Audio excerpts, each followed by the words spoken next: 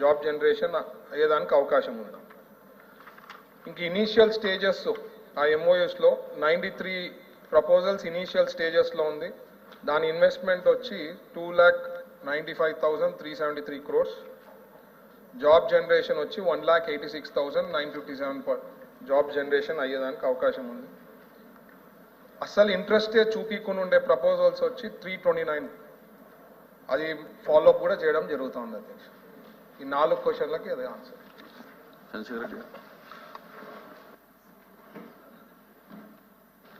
గౌరవ మంత్రి గారు ఈరోజు ఆ ప్రశ్నకి చెప్పినటువంటి సమాధానంలో యాక్చువల్గా 2014 అంటే స్టేట్ బైఫర్గేషన్ తర్వాత నుంచి ఎన్ని ఒప్పందాలు జరిగినాయి, వాటిలో ఎన్ని ఎగ్జిక్యూట్ అయినాయి, ఎన్ని పెండింగ్లో ఉన్నాయి అన్న వివరాలు చెప్పడం జరిగింది అధ్యక్ష. యాక్చువల్గా వీటిల్లో మేము అనుకున్నది ఏంటంటే లాస్ట్ 2014-19లో కానీ 19-24లో కానీ ఎలా జరిగినాయి, ఇప్పుడు ఎలా జరిగినాయి అనే క్లారిఫికేషన్ కూడా వస్తుంది అనుకున్నాం అధ్యక్ష. అయితే మొత్తం మీద మంత్రి గారు చెప్పినారు, సంతోషం. అయితే ప్రధానంగా అధ్యక్ష ఈరోజు మన రాష్ట్రం అభివృద్ధి చెందుతూ ఉంది, చక్కగా తలసరి ఆదాయం పెరిగింది, తలసరి కొనుగోలు పెరిగింది, జిఎస్డిపి కూడా ఈ విధంగా పెరుగుతూ ఉందంటే ఆ రోజు గౌరవ రాజశేఖర రెడ్డి గారు సెజ్లు తీసుకురావడం 2006లో విశాఖపట్నం సెజ్ కానీ, శ్రీ సిటీ సెజ్ కానీ, కృష్ణపట్నం సెజ్ కానీ ఇవి సెజ్లు తీసుకురావడం కానీ, ఆ తర్వాత వచ్చిన తర్వాత ఈ ట్రాన్స్పోర్టేషన్ ఇండస్ట్రీస్ పెరగాలంటే ఎప్పుడు కూడా ట్రాన్స్పోర్టేషన్ బాగుండాలా, ట్రాన్స్పోర్టేషన్లో కూడా ప్రధానంగా ఎక్స్పోర్ట్స్ ఇంపోర్ట్స్కి సంబంధించి పోర్టులు బాగుండాలని స్వాతంత్రం రాకముందు ఒక పోర్టు, తర్వాత 2 పోర్టులు ఉంటే రాజశేఖర రెడ్డి గారు ఒక 2 పోర్టులు తీసుకురావడం, జగన్మోహన్ రెడ్డి గారు ఒక 4 పోర్టులు ప్రారంభించడం, ఇట్లా అనేకమైనటువంటి రెవల్యూషనరీ చేంజెస్ అన్నీ కూడా ఆ రోజు రాజశేఖర రెడ్డి గారు కానీ, జగన్మోహన్ రెడ్డి గారు కానీ వీరిద్దరు కూడా ఇన్ఫ్రాస్ట్రక్చర్ డెవలప్ కావాలి, ఇన్ఫ్రాస్ట్రక్చర్ డెవలప్ అయినప్పుడు మాత్రమే మన రాష్ట్రానికి ప్రాజెక్టులు, పరిశ్రమలు వస్తాయి అన్న ఉద్దేశంతో వాళ్ళు చాలా ట్రెమెండస్గా మార్పులు తీసుకురావడం కూడా జరిగింది. హెల్త్ అండ్ ఎడ్యుకేషన్ కూడా బాగుండాలి. అంటే ఈ ఇండస్ట్రీస్ రావాలన్నప్పుడు వాళ్ళ పిల్లలకు సంబంధించినటువంటి హెల్త్ కానీ అలానే ఎడ్యుకేషన్ కానీ బాగుండాలని ఈ రెండింటి గురించి కూడా ప్రధానంగా విలేజ్ హెల్త్ క్లినిక్స్, పిహెచ్సిలు కానీ, అర్బన్ హెల్త్ క్లినిక్స్ కానీ, అలానే సచివాలయ వ్యవస్థ కానీ, న్యూ గవర్నమెంట్ మెడికల్ కాలేజెస్ 17 దాకా తీసుకురావడం కానీ ఇట్లాంటి అనేకమైనటువంటి చేంజెస్ తీసుకొచ్చిన దానివల్ల ఈరోజు ప్రజల ప్రమాణాలు బాగా పెరిగినాయి. ఇండస్ట్రీస్ రావడానికి ఒక మంచి ఎన్విరాన్మెంట్ కూడా ఏర్పడింది అధ్యక్ష. అయితే జగన్మోహన్ రెడ్డి గారి టైంలో కోవిడ్ ఉన్నప్పటికీ కూడా అంతకుముందు ఉన్నటువంటి ప్రభుత్వాల కంటే కూడా జగన్మోహన్ రెడ్డి గారి ప్రభుత్వంలో పరిశ్రమలు రావడం అంటే ఇన్వెస్ట్మెంట్స్ జరిగినటువంటి పెట్టుబడుల సంఖ్య కానీ తక్కువ ల్యాండ్తోనే, అంటే అంతకుముందు 12,000 ఎకరాలు దాకా ఇస్తే 6,000 ఎకరాలతోనే మనము ఎక్కువ కంపెనీస్ తీసుకురావడం కానీ దాంట్లో ఎంప్లాయ్మెంట్ జనరేట్ చేయడం కానీ చాలా అద్భుతంగా కూడా జరిగింది అధ్యక్ష. సో ఇప్పుడు నేనేమంటానంటే గౌరవ మంత్రి గారిని అంత ఎన్విరాన్మెంట్ అంతా బాగుంది, పోర్టులు వచ్చినాయి, ట్రాన్స్పోర్టేషన్ బాగుంది, కావాల్సినటువంటి ఇన్ఫ్రాస్ట్రక్చర్ ఎవ్రీథింగ్ హెల్త్ అండ్ ఎడ్యుకేషన్కి సంబంధించిన దగ్గర నుంచి ప్రతి ఒక్కటి కూడా చాలా చక్కగా డెవలప్ అయింది. కాబట్టి ఇప్పుడు మనకి కంపెనీస్ కానీ ఈ పరిశ్రమలు రావడానికి చాలా మంది ఇంట్రెస్ట్ చూపించేదానికి కూడా అవకాశం ఉంది. మన రాష్ట్రంలో పేదరికం కూడా ఇంకా చాలా ఉంది అధ్యక్ష. అంటే ఎంతైతే మనం అభివృద్ధి చెందుతా ఉందని చూస్తూ ఉన్నామో, యావరేజ్ తలసరి ఆదాయం చూస్తూ ఉన్నామో, పేదరికం కూడా ఉంది. సో అది పోవాలంటే ఇంకా కూడా ఎంప్లాయ్మెంట్ జనరేషన్ పెరగాలి. ఎక్కడైతే ఇప్పుడు మనకి మొన్న కొన్ని ఒప్పందాలు అన్నారు, ఒప్పందాల గురించి కూడా కొన్ని చెప్పారు. ఇవన్నీ కూడా చర్చలు మాత్రమే జరుగుతూ ఉన్నాయి, ఒప్పందాలు అనేది ఇక్కడ ఫైనల్ కాలేదు దావోస్లో కూడా అని చెప్పి కూడా చెప్పడం జరిగింది. తప్పకుండా అక్కడ చర్చలు జరిగి ఇక్కడ ఒప్పందాలైనా పెట్టుకునైనా రాబోయే రోజుల్లో మరిన్ని కంపెనీలు రావడానికి ఒక మంచి ఇన్ఫ్రాస్ట్రక్చర్ ఉంది కాబట్టి రావాలని కోరుకుంటున్నాం. అదేవిధంగా రెండో పాయింట్ అధ్యక్ష, ఈ కంపెనీలు ఇవన్నీ వచ్చిన తర్వాత స్థానికులకి కొంత ప్రాధాన్యత కూడా ఉండాలి అధ్యక్ష. అక్కడ వాళ్ళందరూ కూడా ఆ ల్యాండ్స్ అన్నీ కూడా వాళ్ళు త్యాగం చేస్తే మనం ఈ పోర్టులు కానీ ఈ పరిశ్రమలు కానీ ఇవన్నీ ఏర్పాటు చేసుకుంటా ఉన్నాం. మరి స్థానికులైనటువంటి నిరుద్యోగులకి అవకాశం పెరగాలి. అదేవిధంగా రెండో పాయింట్, నెక్స్ట్ పాయింట్కి వచ్చేటప్పటికి ఆ ఎంప్లాయీస్కి సంబంధించినటువంటి భద్రత గురించి కూడా ఆలోచించాలి అధ్యక్ష. పరిశ్రమలు ఇవన్నీ వస్తూ ఉన్నాయి కానీ ఎంప్లాయ్మెంట్ పెరుగుతూ ఉంది కానీ శాలరీస్ చూస్తే వారందరికీ కూడా చాలా తక్కువ శాలరీస్ ఉండడం, పని భారం అయితే ఎక్కువగా చేయించుకుంటా ఉన్నారు కానీ ఆ విషయంలో కూడా కొంత కాన్సన్ట్రేట్ చేయాలి. ఎందుకంటే మనము పరిశ్రమలు వస్తే ఉద్యోగాలు పెరుగుతాయని ఆశపెడతాం, కానీ ఇక్కడికి వచ్చేటప్పటికి ఉద్యోగాల సంఖ్య పెరుగుతూ ఉందేమో కానీ వారికి కావాల్సినటువంటి భద్రత విషయంలో మాత్రం పరిశ్రమలు కొంత కేర్ తీసుకోవట్లా. సో మినిమం శాలరీస్ ఉండడం కానీ వీటన్నిటి మీద కూడా గవర్నమెంట్ కాన్సన్ట్రేట్ చేయాలని మంత్రి గారిని నేను కోరుతా ఉన్నాను అధ్యక్ష. ధన్యవాదాలు అధ్యక్ష.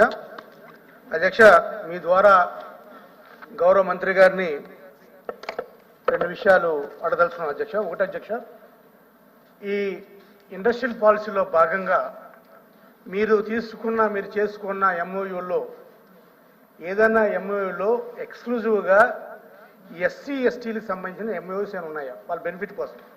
ఒకటి అధ్యక్ష. రెండోది అధ్యక్ష, మీరు చెప్తున్నారు అధ్యక్ష చాలా ఘనంగా 2024-29లో 4P policy, 4O policy, 40 policy, what are the policy, P4 పాలసీలో ఎంతమంది ఎస్సీ ఎస్టీ వారిని వ్యాపారవేత్తలుగా తయారు చేయడానికి మీ దగ్గర ఏమైనా ప్రణాళిక ఉన్నాయో అడుగుతున్నాను అధ్యక్ష.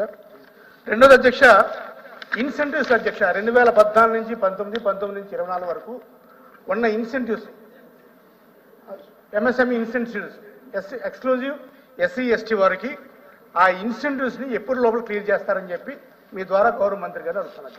థ్యాంక్ యూ అధ్యక్ష. మంత్రి గారు.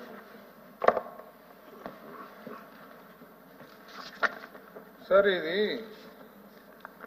యాక్చువల్గా క్వశ్చన్కి రిలేటెడ్ లేకుండా కూడా చాలా అడిగారు.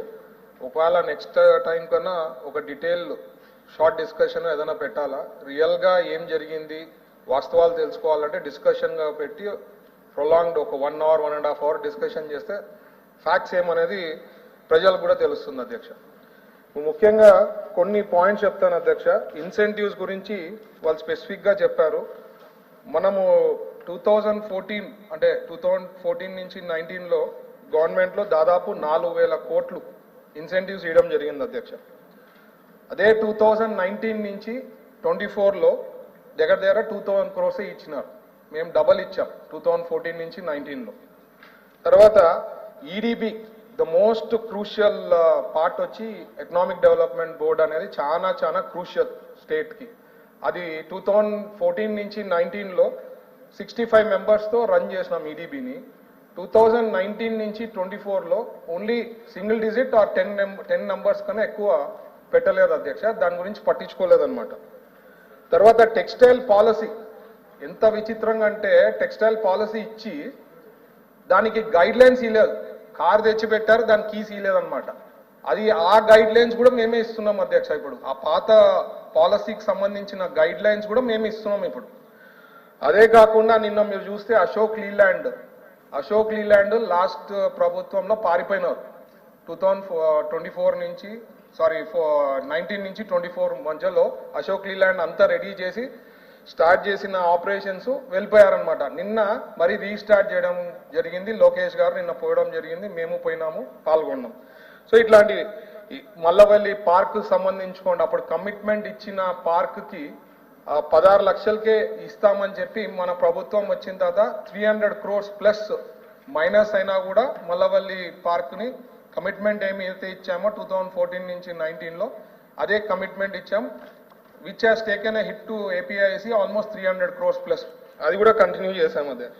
అలాగే వాటర్ ఛార్జెస్ 2014 నుంచి 19లో జస్ట్ 40 రూపీస్ అనేది ఉండింది, అది 3 times పెంచేశారు అధ్యక్ష. Almost 120 to 140. ఇట్లా చెప్తా పోతే చాలా ఉంటాయి. అదే కాకుండా పార్ట్నర్షిప్ సమ్మిట్స్ వచ్చి 2016, 17, 18లో కంటిన్యూస్గా చేసిండేది. కంపేర్ చేసి 2019 నుంచి 24లో ఓన్లీ 136 చేశారు, మేము 516 చేసాము అధ్యక్ష. కమిటెడ్ అప్పుడు ఇన్వెస్ట్మెంట్ 2014 నుంచి 19లో 5,64,000 crores కమిట్మెంట్ ఇచ్చారు. వీళ్ళు 19 నుంచి 24లో ఒక సమ్మిటే చేశారు, దాంట్లో 3,46,923 మాత్రమే వాళ్ళు కమిట్మెంట్ ఇవ్వడం జరిగింది, అంటే పెట్టుబడులు పెడతామని. అంటే డిఫరెన్స్ బ్రీఫ్గా చెప్పాలంటే 14 నుంచి 19లో జాబ్ జనరేషన్ అనేది దాదాపు 1,60,000 పైన జరిగితే వాళ్ళ పీరియడ్లో 19 నుంచి 24లో ఓన్లీ 60,000 జాబ్ జనరేషన్ జరిగింది అధ్యక్ష. సో ఇట్లా చాలా తేడా ఉంది. అసలు ఈ శాఖని కానీ పట్టించుకోయింది కానీ 19 నుంచి 24లో అసలు శాఖనే పట్టించుకోలేదు. సో దీని గురించి ఇంకా డీటెయిల్గా డిస్కషన్ కావాలంటే నెక్స్ట్ టైం హౌస్లో బ్రీఫ్ డిస్కషన్ పెట్టి లాంగ్ ఒక 1.5 hour డిస్కస్ చేస్తే క్లారిటీ ఇవ్వగలుగుతాం అధ్యక్ష. థ్యాంక్ యూ అధ్యక్ష. మంత్రి గారు చెప్పేటప్పుడు మా టైంలో ఏమున్నాయని చెప్పుకుంటూ వస్తున్నారు, ఏం రావట్లేదని అధ్యక్ష. ఏమి మా హయాంలో ఎంఓయూస్ ఎక్కువ జరగట్లేదు, లేకపోతే మా ఇంటెన్సిటీ తక్కువ ఇచ్చామో అని చెప్తున్నారు అధ్యక్ష. అధ్యక్ష,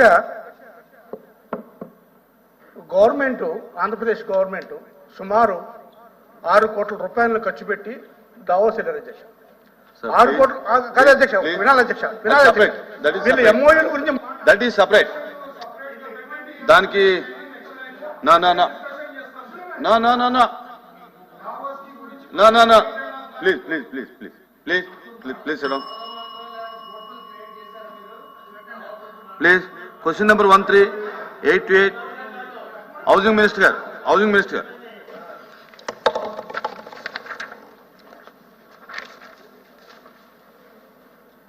ధన్యవాదాలు అధ్యక్ష. ఏ ప్రశ్నకు సమాధానం రాష్ట్రంలో కొనసాగుతున్న పథకాలు ప్రధానమంత్రి Awas Yojana, urban beneficiary lead construction, ప్రధానమంత్రి ఆవాస్ యోజన గ్రామీణ్ మరియు ప్రధానమంత్రి జనజాతి ఆదివాసీ న్యాయ మహా అభియాన్. బీస్ ప్రశ్నకు సమాధానం 9 రెగ్యులర్ పీడీలు మరియు 17 జిల్లాల ఇన్ఛార్జీలు, ఎఫ్ఏసి పీడీలు ప్రస్తుతం పనిచేస్తున్నారు అధ్యక్ష. సి ప్రశ్నకు సమాధానం ప్రధాన కార్యాలయంలో 141 మంజూరైతే 37 మంది పనిచేస్తున్నారు అధ్యక్ష. జిల్లాల్లో 2446 మంజూరైతే 538 మంది పనిచేస్తున్నారు అధ్యక్ష. మొత్తం 2587 అయితే దాంట్లో కేవలం 575 మంది మాత్రమే పనిచేస్తున్నారు అధ్యక్ష. అదేవిధంగా డీకి సమాధానం గృహ నిర్మాణ పథకాలను సకాలంలో పూర్తి చేయడానికి తీసుకుంటున్న చర్యలు ఏమిటి అని అడిగారు అధ్యక్ష. అధ్యక్ష, ఈ ప్రభుత్వానికి